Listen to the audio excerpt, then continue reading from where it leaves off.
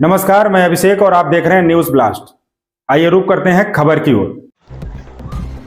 रामनगरी अयोध्या में लंबे इंतजार के बाद आखिरकार जमीन के सर्किल रेट में वृद्धि कर दी गई है। 2017 के बाद सर्किल रेट बढ़ाने में जिला प्रशासन को 8 साल लग गए। सर्किल रेट में अलग अलग क्षेत्रों में 30 से 200% तक की वृद्धि की गई। यह आदेश 7 जून से प्रभावी किया गया, लेकिन नई दर पर जमीन की रजिस्ट्री सोमवार से शुरू हुई।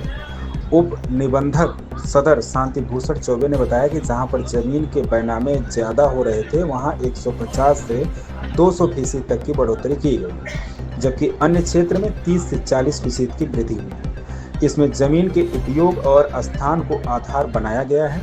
सर्किल रेट बढ़ने के बाद सबसे महंगी जमीन शहर के रिकाबगंज, देवकाली और अवध विहार आवासीय योजना में हो गई।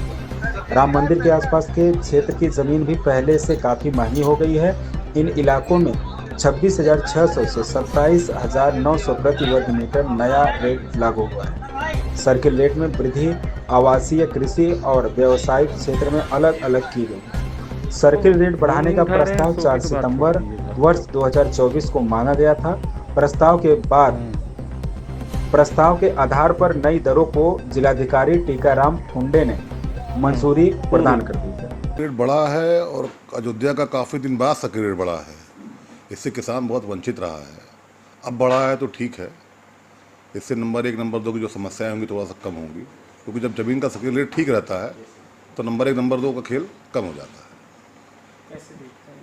अच्छा ही है, कम बढ़ा है, लेकिन 35% बढ़ा है, कम बढ़ाया है। किसान तो लाभान्वित नहीं होगा, जैसा मेरा मानना है। भाई क्या फायदा मिलेगा इससे? फ़ायदा एक स्थिति है कि जैसे किसी भी ज़मीन का सर्किल रेट अच्छा जब रहता है तो लेन देन बैंक के द्वारा होता है, ठीक है, और सर्किल रेट कम होता है तो लेन देन नंबर 2 के द्वारा होता है। तो इस हिसाब से सर्किल रेट किसी भी इनका अच्छा होगा तो लेन देन बैंक के द्वारा, जिससे सरकार का बहुत लाभ होता है और किसानों का भी लाभ होता है। इस खबर में बस इतना ही। बने रहिए न्यूज ब्लास्ट के साथ।